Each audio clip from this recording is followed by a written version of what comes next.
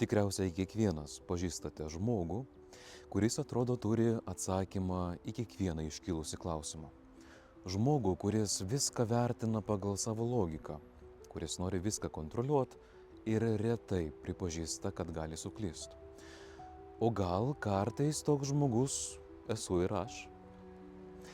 Ir Jėzus šiandien meldžiasi tėvui tokiais žodžiais. Šlovinu tave, tėve, dangaus ir žemės viešpatė, kad tai paslėpei nuo išmintingųjų ir gudriųjų, o apreiškiai mažutėliams.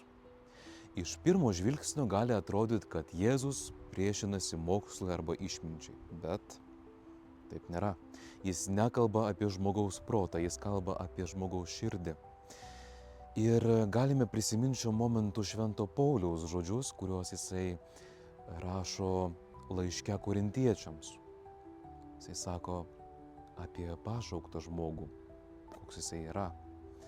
Tik pažvelkite, broliai, kasgi jūs pašauktieji esate.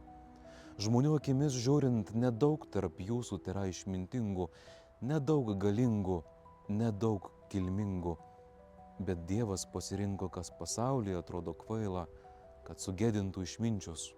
Dievas pasirinko, kas pasaulyje silpna, kad sugėdintų galiūnus. Ir tai, kas pasaulio akims žemos kilmės, kas paniekinta, ko nėra.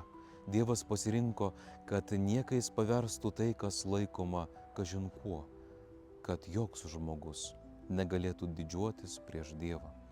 Pirmas laiškas korintiečiams, 1 skyrius. Pasirodo, Dievas neieško žmonių, kurie viską žino, kurie yra tobuli. Jis ieško žmonių, kurie leidžia jam kalbėti. Evangelijoje minimas mažutėlis nėra silpnas, neišsilavinęs ar naivus žmogus.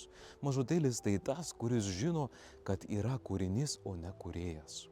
Jis nebijo pasakyti, Dieve, man tavęs reikia. Didžiausias tikėjimo priešas nėra nežinojimas, didžiausias priešas yra įsitikinimas, kad jau viską žinau. Kai žmogui pradeda atrodyti, kad jis viską supranta, jam nebereikia klausti Dievo. Jeigu viską kontroliuoju, kamgi dar pasitikėti juom? Jei viską galiu paaiškinti, kam dar stebėtis? O juk viena gražiausių Dievo dovanų yra gebėjimas atrasti. Kaip mažas vaikas kasdien kažką atranda ir dėl to taip džiaugiasi, o išdidus žmogus mano, kad jau viską matė, viską suprato, viską žino. Argi tai neliūdna? Toks žmogus nustoja stebėtis, o kartu nustoja ir džiaugtis atradimais, nustoja augti. Berods viena didžiausių žmogaus pagundų yra žaisti Dievą. Norime kontroliuoti savo ateitį, kitų žmonių gyvenimus ir netgi Dievo veikimą. Kai kas nors vyksta ne pagal mūsų planą, pykstame, nusiviliam, prarandame ramybę. Tačiau yra viena statistika, kurie niekada neklysta. Yra net 100% gimusių žmonių, kurių laukia mirtis, kurie vieną dieną numirs. Ši mintis nėra skirta mūsų gąsdinti, ji primena, kad nesame visagaliai, kad esame riboti.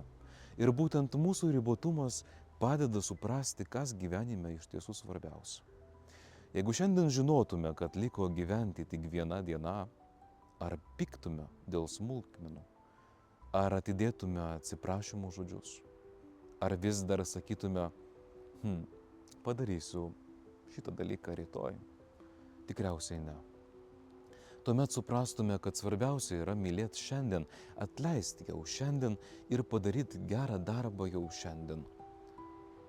Štai kodėl Jėzus sako, kad Dievas atsiskleidžia mažutėliams. Ir mažutėlis moka džiaugtis tuo, ką didysis dažnai praleidžia. Paprastų saulėlydžių vaiko juokų, mylimo žmogaus žvilgsnių ir tariamais žodžiais. Džiaugtis tylia malda. Ir net džiaugtis Eucharistijos artumu. Mažutėlis moka verkt, bet jisai nepraranda vilties. Jis priima savo ribas ne kaip pažeminimą, bet kaip vietą, kurioje gali veikti Dievo malonė. Siūlau šiandien savęs paklausti, ar gyvenu kaip žmogus, kuriam viską reikia kontroliuoti, o gal kaip Dievo vaikas, kaip mažutėlis, kuris taip pasitikė tėvu, dangaus tėvu. Palaimintos tau dienos ir gero apmąstymo.